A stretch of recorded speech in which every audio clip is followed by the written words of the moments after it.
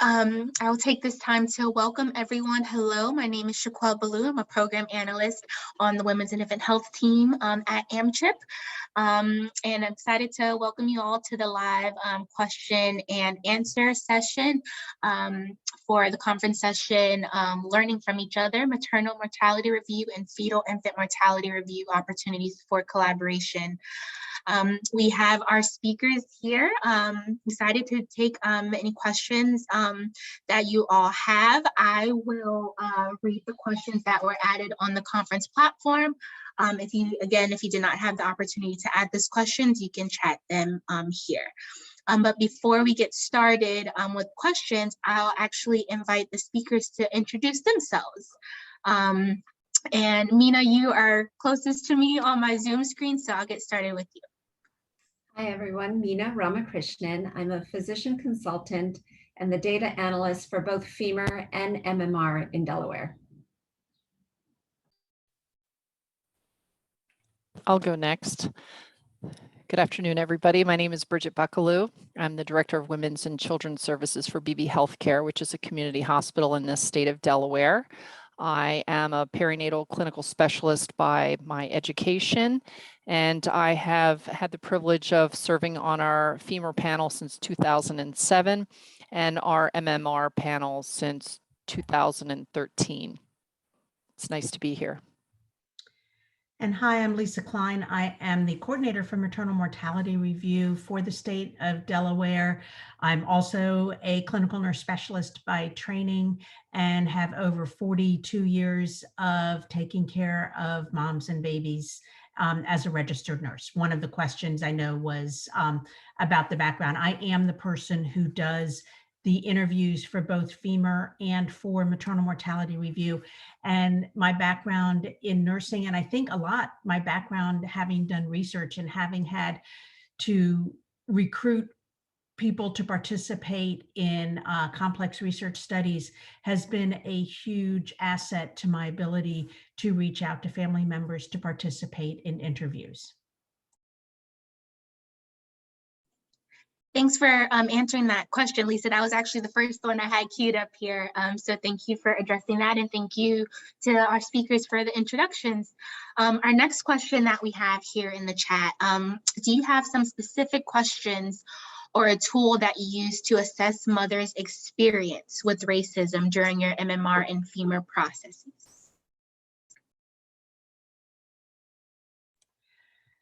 Well, I'll go ahead and just say that from the perspective of the interview, I ask a very specific question, and I will ask them specifically, do you feel at any time you were discriminated against for any reason? And I will include weight. I will include race. I will include your income or the fact that you had, for example, had Medicaid, a Medicaid product as your insurance. At any point, did you feel that somebody did not treat you the way that you expected to be treated? And why do you think that was? So I will explore it directly with them. If it's a mom who's lost a baby, I will ask her, about the care that she received. I will also ask the family member for a maternal death if they feel that somebody, did the woman ever say that she felt that she was being treated differently for whatever reason. Substance abuse is another thing, or mental health disorders. Women with substance abuse and with mental health disorders oftentimes feel that the care that they received was different because of the stigma associated with having that disorder.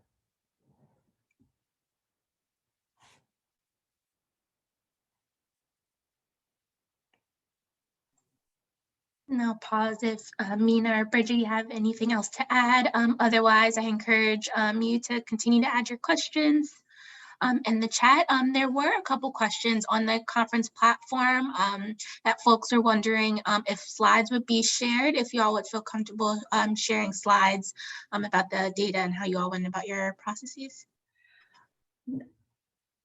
I do believe that we said that it was okay. The slides should be on the platform from AMCHP. Okay, we will double check with our conference managers team, and for those asking for slides, we'll make sure conference managers gets those uploaded. So the video recording and slides will be available even once the conference ends for you to reference. I would just, it's Bridget, I would just add on the heels of Lisa's comments about, the maternal interview. We're very fortunate when we do have the maternal interview available when we are deliberating the cases, because a lot of times, information such as discrimination, et cetera, or any biases really cannot be determined by reviewing records. So when we're looking at cases, we're really a lot of times only looking at the information from the cases. And then once we, have the good fortune of having that maternal interview, it really changes the scope and the dialogue between the deliberation. So, if we could get 100% of the maternal interviews, we probably would be able to, evaluate those biases more readily. But I guess what I'm really trying to say is that the value of that maternal interview is immeasurable, really. Thank you both. So we actually have another question that came up in chat. How do you plan on incorporating folks with lived experience and community partners in evaluating the success of the Joint Action Plan?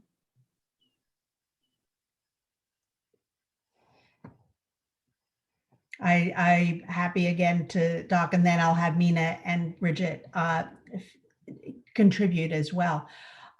This has been a challenge for us. We've been trying to figure out how we were going to get this information out to people, how we were going to share it. Our department that both FEMA and Maternal Mortality Review is called the Child Death Review Commission. And we are hoping very shortly through our legislature that organization, that division in the state is actually going to be called the Maternal and Child Death Review Commission. There is legislation in our state right now that is giving us the opportunity to have better ways to share the information.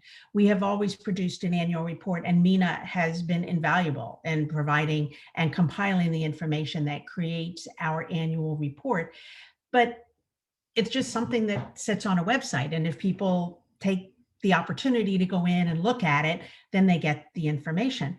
But our new legislation that is going forth with it, which is part of a Delaware Omnibus bill, which is similar to the national Omnibus bill that's gone through. Our representative, Mimi Brown, has been putting this information out there.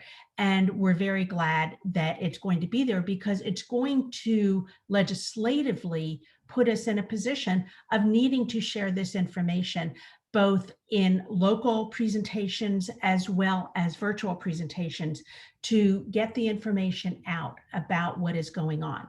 This is also in keeping with what the Black Mamas Matter report on maternal mortality review committees has recommended.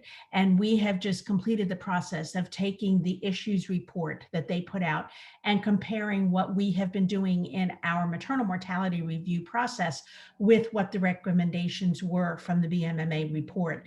And so we're getting ready to start compiling that information from our members, and then looking at ways that we can communicate this information and communicating the outcomes from MMR. And we also consider it important to do for FEMA as well, is something that we are looking forward to being able to do.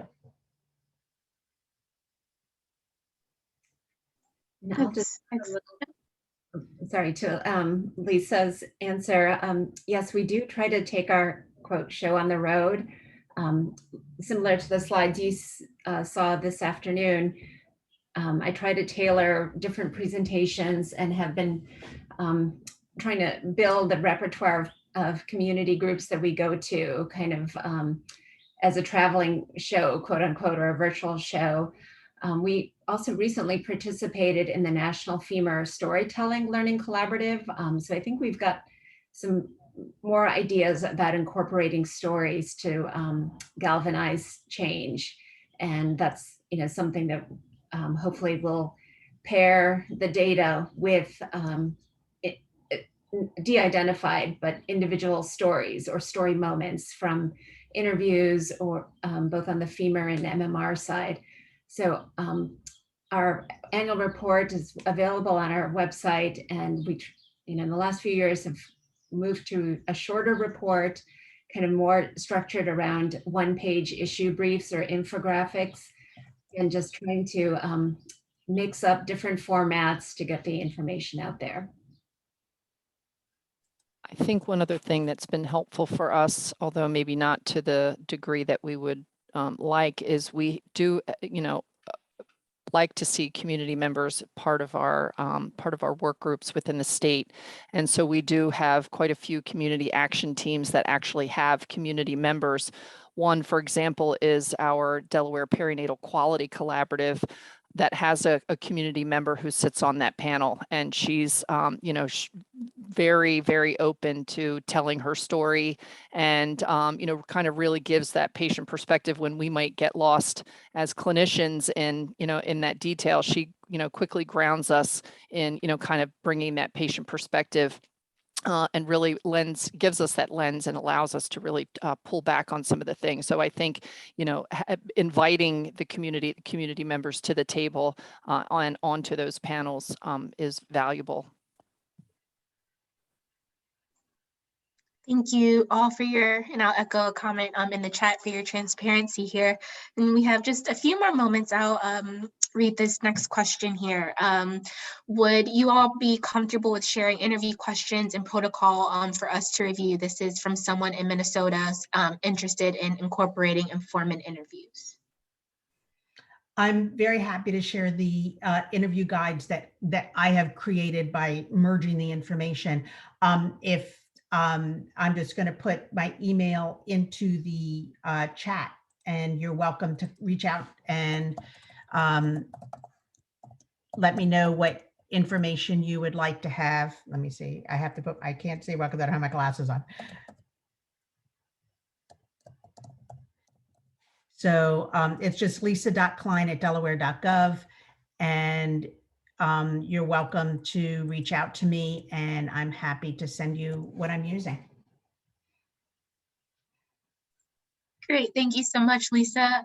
In our last 3 minutes, we have one more question here. How do you think bigger states can coordinate femur and MMRC data together? This is really incredible, though I anticipate this will be harder with more counties. I wouldn't mind weighing in on that. I would say maybe start perhaps with MMR, and if there are certain gaps that you think you are not seeing there, and how femur data could strategically fill in those gaps. For example, for us, really trying to identify SMM cases in femur, severe maternal morbidity. I think we saw that as a key gap. There's certain causes of death that we're seeing in our MMR, overdose being the primary one. But a lot of our perinatal quality collaborative initiatives have been on the topics of OB hemorrhage and hypertension. And we weren't seeing that in MMR necessarily, but we were seeing it in femur. So I think, putting your wide angle lens on and seeing what are the things that you think you're missing in one review that the other could supplement. And I think one easy thing to go after is identifying your femur cases that have a full review that meet SMM or serious morbidity criteria.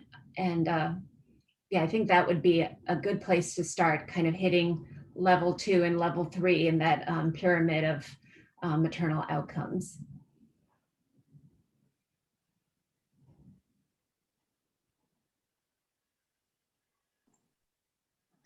Great, thank you, Mina.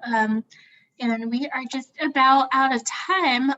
There is another question. Barbara, will the video and slides be available after this presentation? Yes, so all the materials on the conference platform will be available. I'm not sure about the timing following the conference, but you'll be able to log in with your access key and be able to watch the recording. And I will check with conference managers to make sure that the slides are available as well. And so thank you, Mina, Lisa, and Bridget for your time. And thank you to all of you for your participation and your questions. We hope that you enjoy the rest of the content from conference day 2. And so thank you all. Enjoy the rest of your afternoon. Thank you all. Thank you. Thanks for the opportunity. Of course. Bye. Bye-bye.